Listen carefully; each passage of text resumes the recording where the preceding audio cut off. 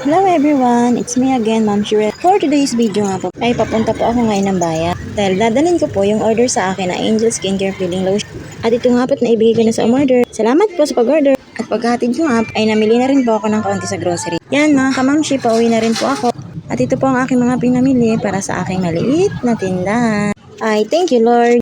At sa wakas at nakauwi na rin po ako.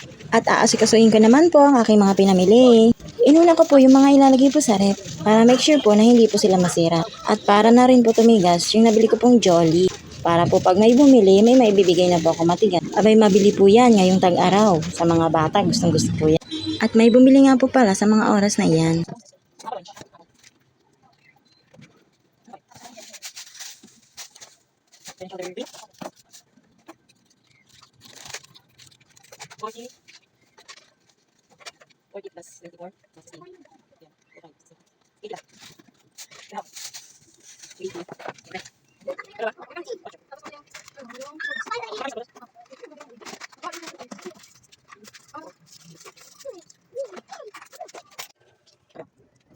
So ayan, balik na po ulit ako sa pag-voice over. Bali, inuna ko po muna ilagay ang mga chichirya. So dahil bakasyon na po ang aking mga anak, kaya magiging trabaho ko po ngayon, Lunes hanggang Biyernes, bahay at ang aking maliit na tindahan.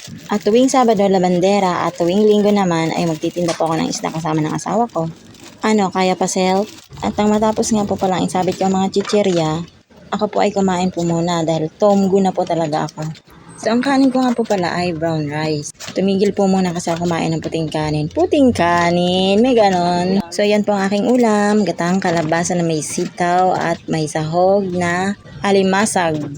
Kain po tayo. So, bali hanggang dito na lang po ang aking video. Thank you for watching. God bless us all!